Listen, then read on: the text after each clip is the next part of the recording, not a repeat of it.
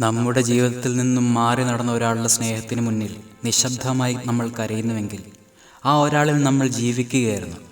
ശരിയല്ലേ? പകുതി വഴിയിൽ ഉപേക്ഷിക്കപ്പെട്ടുവെന്ന് കരുതി നമ്മൾ തെറ്റുകാരനാകണമെന്നില്ല. നമ്മളുടെ സ്നേഹത്തിന് വിലയില്ലാതാകുന്നുമില്ല.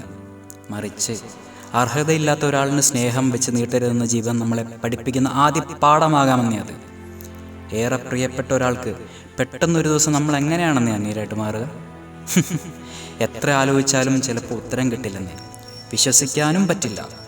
നഷ്ടപ്പെടാൻ പോവുകയാണെന്ന് അറിഞ്ഞിട്ടും കൈവിട്ട് കളയാതിരിക്കുവാൻ അവസാന നിമിഷം വരെ നമ്മളെടുക്കുന്ന ആ പരിശ്രമമില്ലേ, അതെല്ലാം കണ്ടിട്ടും മനസ്സിലാക്കിയിട്ടും കണ്ടറിഞ്ഞിട്ടും ഒരു ദയ പോലും കാണിക്കാതെ അവർ പോകാൻ തുടങ്ങുമ്പോൾ പിന്നെ നമ്മൾ പിടിച്ചു വെക്കാൻ നിൽക്കരുത്.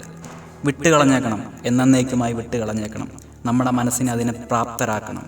കാരണം അതിലും മികച്ചത് നമ്മൾ അർഹിക്കുന്നുണ്ട്. അതിലും മികച്ചത് നമ്മളെ തേടി വരുമെന്നേ.